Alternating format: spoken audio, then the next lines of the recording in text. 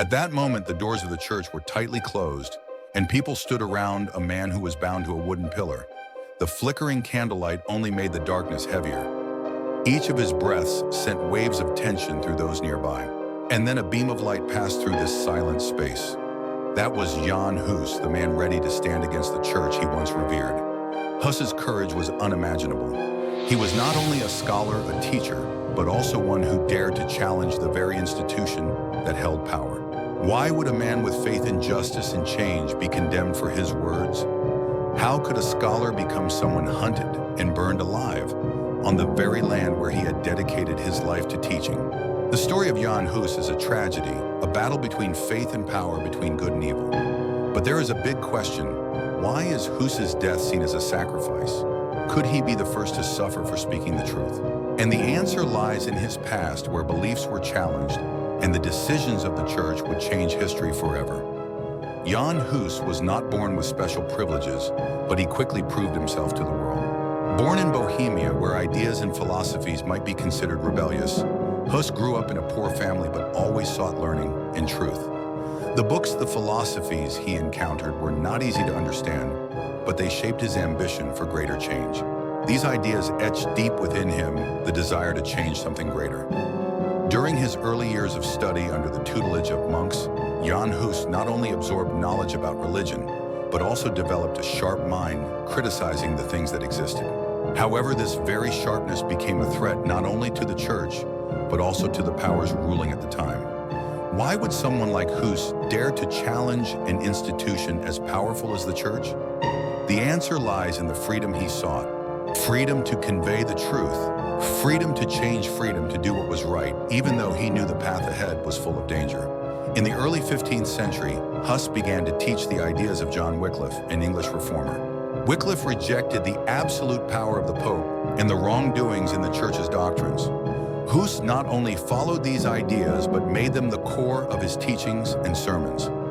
But once he became influential, the church began to feel the threat of his power. As Hus's sermons began to attract more followers, the church took notice. The influence of his ideas was undeniable. What was once considered a small voice challenging the status quo was now growing louder, threatening to disrupt the established order. But the more Hus stood firm in his beliefs, the more enemies he made. The church authorities, feeling their grip on power slipping, began to turn against him. They could not allow someone like him to continue spreading what they saw as dangerous ideas. Hus, the man who had once been a respected scholar, now found himself branded a heretic. His teachings, which were based on truth and the pursuit of a purer faith, had become a direct threat to the very foundation of the church's power. The church began its campaign to discredit him, to silence him once and for all. Hus's life, which had been dedicated to the pursuit of knowledge and justice, now hung by a thread. His message was clear: reform was necessary, but the church would not listen. Hus's fight was not just against the church. It was a battle for the soul of a people, for the freedom of thought, and the courage to challenge those in power. It was a fight to ensure that truth would not be buried under the weight of tradition. At this critical moment, Hus began to realize that his time was running out. He had fought for change, but he was now facing the full wrath of the church. The question that haunted him was no longer, "What can I do?" but "How much longer can I survive?" Despite the looming threat of death, Hus did not back down. His belief in the cause and the righteousness of his message kept him going. His writings continued to circulate, and his followers grew in number. He was becoming a symbol of resistance. As the tension grew, Hus found himself summoned to a council where the fate of his life would be decided. The council was meant to be a fair hearing, but it was clear from the beginning that the outcome was already determined. The church wanted him to recant, to admit that his teachings were wrong, but Hus refused. He could not in good conscience go against everything he had preached. The truth was more important than his own life. The day arrived when Hus stood before his accusers. He was bound, surrounded by enemies, but his resolve never wavered. He had already made peace with the fact that he might die for his beliefs, but he also knew that his death would not silence his message. The day of reckoning arrived. Jan Hus was sentenced to death.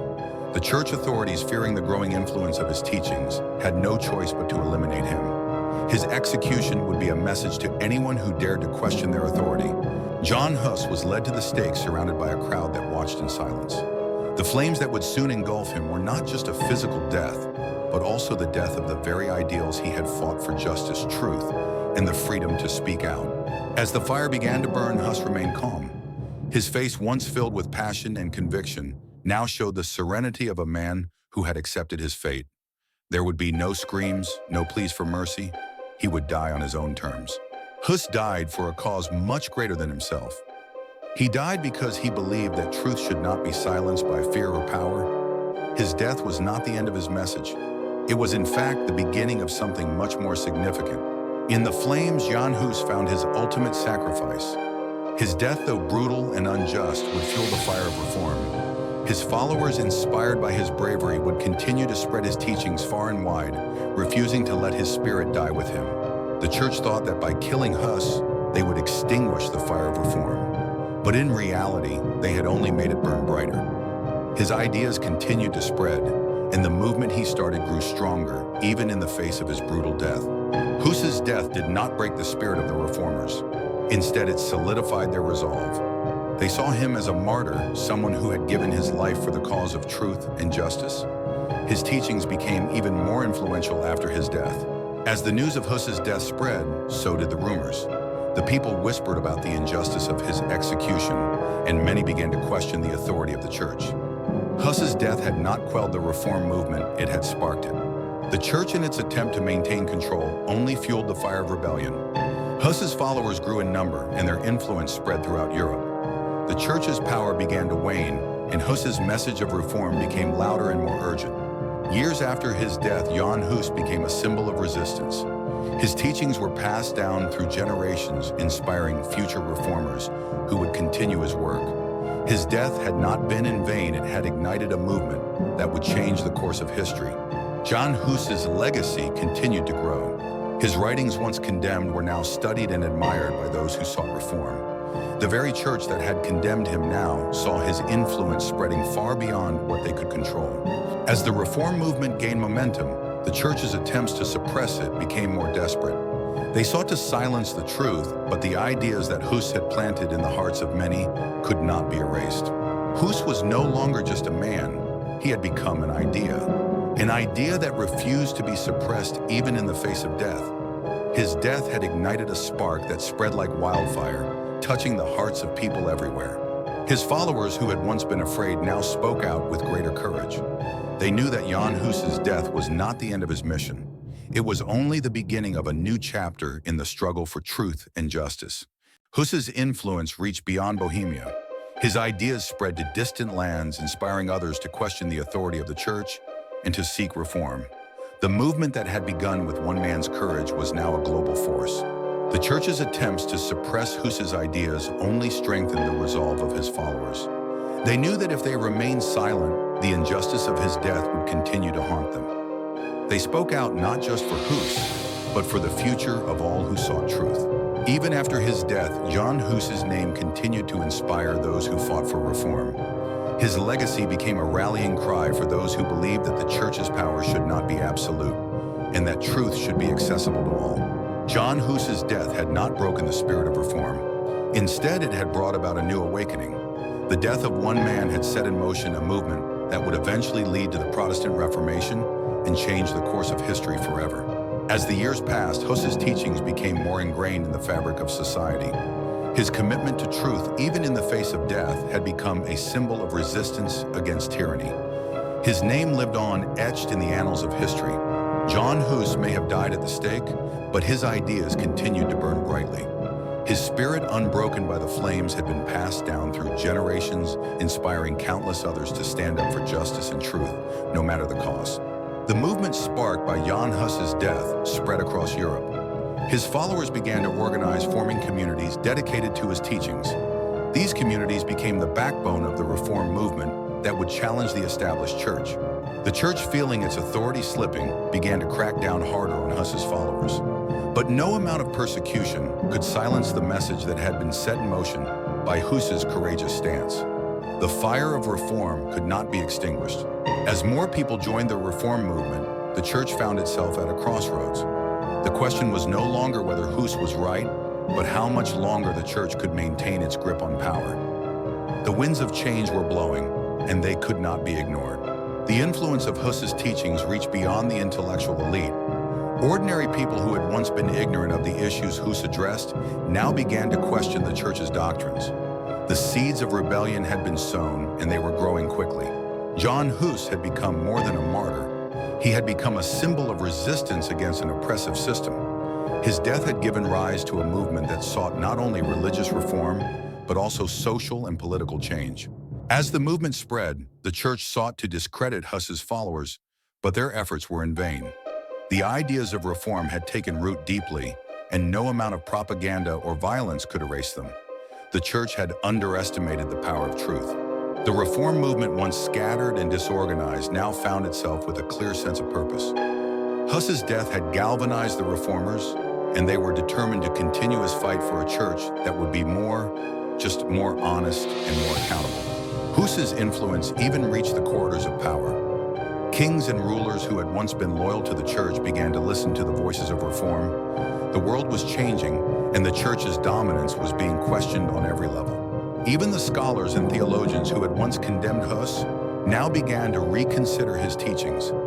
His ideas about the authority of the church, the nature of salvation, and the role of the clergy were becoming impossible to ignore.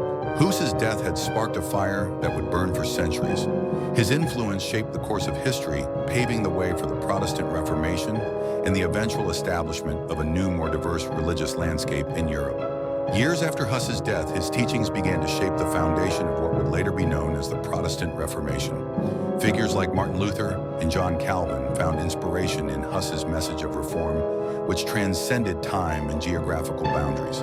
Huss had been a voice for the voiceless, calling out the corruption and hypocrisy within the church. His martyrdom became a powerful symbol of defiance against the oppression of the powerful by the powerless. Despite his death, Huss's vision of a church where the clergy were not above reproach continued to resonate with those who saw the church as a force for good, but one that needed to be purified and reformed. The spread of Huss's ideas led to widespread unrest throughout Europe. People began questioning not just the church's practices, but the very system of power that upheld them. The foundations of the old world were beginning to crack. The church had hoped that killing Huss would put an end to the reform movement, but instead it had inadvertently spread his message further. His death had served as a clarion call to those who believed in a fairer, more just society. Huss's followers, once persecuted and silenced, found new strength in his martyrdom. They carried his message far and wide, preaching his ideas of reform to anyone who would listen. The movement was no longer just about one man, it was about a fundamental change in society. As the movement continued to grow, Huss's teachings became more organized and formalized. New churches and religious communities sprang up following the principles that Huss had laid out. They aimed to create a more authentic Christianity, one rooted in the values of equality and truth. Huss's message was not just about religion, it was about justice. His death had shown that the power of truth, even when faced with brutal oppression, could inspire others to stand up and demand change. His teachings became a call to action for all who sought a better world. The aftermath of Huss's execution was not only a religious awakening, but a political one. The political landscape of Europe began to shift as rulers, pressured by the growing unrest, began to reconsider their alliances with the church. Though Huss had died in 1415, the impact of his life and teachings continued to reverberate for centuries. His legacy became a key turning point in history, one that ultimately led to a reformation that transformed not only the church but all of Europe. John Huss's death had sparked a rebellion, but it was more than just a political movement. It was a spiritual and intellectual revolution that questioned the very foundations of established authority, both religious and secular. Huss's ideas about the relationship between faith and the church were radical. He believed that the church should serve the people, not the other way around, and that every Christian had the right to interpret the scriptures for themselves. This belief would eventually become a cornerstone of Protestantism. Huss had shown that the authority of the church was not absolute, and that a true connection with God could not be mediated by an institution that had become corrupt. In the years that followed his death, Huss's ideas began to challenge not only the church but the very social order. His message was that power should not be concentrated in the hands of a few, and that everyone, regardless of their station in life, deserved the chance to live according to their beliefs. The church's response to this was predictable. They attempted to suppress Huss's followers, condemning them as heretics and criminals. But their persecution only made the movement stronger. More and more people began to see the church's hypocrisy. Hus's ideas about the church's moral authority were furthered by the growing disillusionment with the corrupt practices of the clergy. His teachings called for a return to the core principles of Christianity: humility, honesty, and charity qualities that had been overshadowed by the church's greed. The church's response to Hus's reform was marked by brutal violence. Yet even in the face of such oppression, the movement did not die. It only grew stronger. The martyrs who followed in Hus's footsteps became symbols of defiance, standing against a system that had lost its way. Hus's death was not the end of his movement, it was a catalyst. His teachings continued to spread past from generation to generation. The ideas he had espoused were now firmly entrenched in the consciousness of Europe. The spark Hus ignited led to a fire that burned across Europe. The Protestant Reformation, though it would take years to fully unfold, owed much to the legacy of Hus. His death had set in motion the events that would eventually lead to the establishment of Protestantism. As Europe moved into the 16th century, the legacy of Jan Hus was everywhere. The reforms he had called for, the changes he had fought for, were beginning to take shape. His name, once feared by the church, was now revered by those who sought justice and truth. The influence of Jan Hus stretched beyond religion. His fight for justice, his stand against corruption, inspired not only religious reformers, but also political leaders and philosophers. His call for change resonated with those who believed in equality and fairness. Hus's execution was not just an end, but a beginning. His death marked the beginning of a long struggle for religious and social reform that would reach its peak with the Protestant Reformation. His teachings laid the foundation for future generations to build upon. The church's response to Hus's death was one of fear. They feared the spread of his ideas, which threatened their power. But the more they tried to suppress the reform movement, the stronger it became. Hus's death only ensured the survival of his ideas. As time passed, the reform movement grew larger and more organized. Hus's followers continued to spread his teachings, and his ideas began to take root in places far beyond Bohemia. His message of truth and justice echoed in the hearts of people everywhere. The church, now under pressure from a growing number of reformers, tried to distance itself from the very teachings that had once shaped its authority. But it was too late. The influence of Hus's ideas was unstoppable, and the church could no longer control the narrative. Hus had shown that it was possible to challenge the status quo and survive. His unwavering commitment to the truth and his willingness to sacrifice everything for it inspired countless others to take up the cause of reform, even at great personal cost. The legacy of Jan Hus continued to shape the world. His death had paved the way for a new understanding of the relationship between religion and power. The church's monopoly on truth was no longer unchallenged, and people began to see the need for change. Hus's death had sparked a fire that could not be extinguished. His ideas spread like wildfire, igniting the hearts and minds of those who yearned for a different world, a world where justice, truth, and equality reigned supreme. Even in death, Jan Hus remained a powerful symbol of resistance. His ideas continued to inspire those who fought for a better future. His martyrdom had become the rallying cry for those who dared to challenge the forces of oppression and injustice. Jan Hus's legacy was not just about religion, it was about the fight for justice, the right to speak the truth, and the courage to stand against the powerful. His ideas would continue to shape the course of history long after his death. The death of Jan Hus had a profound impact on the political and religious landscape of Europe. His martyrdom inspired countless individuals to challenge the established order, and the idea of reform spread like a wave washing over the continent. In the years following his execution, Hus became a symbol of courage and resistance. His name was spoken with reverence by those who sought to carry on his work, and his teachings became a foundation for a growing movement that could no longer be ignored. The influence of Hus's death rippled through the centuries, touching the hearts of reformers and revolutionaries. His belief in the power of truth and justice continued to inspire those who fought against corruption and inequality, even when the cost was high. Jan Hus's ideas were no longer confined to Bohemia. They spread across Europe, from the halls of universities to the streets of towns and villages. People began to question the authority of the church and demand a more authentic and just form of Christianity. The church, despite its efforts to suppress the reform movement, could not stop the momentum that Hus had set in motion. The seeds of change had been planted, and they were growing stronger with each passing year. Hus's death had only fueled the fire of reform. As the years passed, the message of Jan Hus became clearer and clearer. True faith must come from the heart, not from the institutions that claim to represent it. His teachings rejected the corruption that had infiltrated the church and called for a return to the core values of Christianity. Hus had been a visionary, and his vision was starting to be realized. The church was no longer the sole authority on matters of faith and doctrine. His followers, inspired by his teachings, were beginning to form their own communities based on the principles of truth and justice.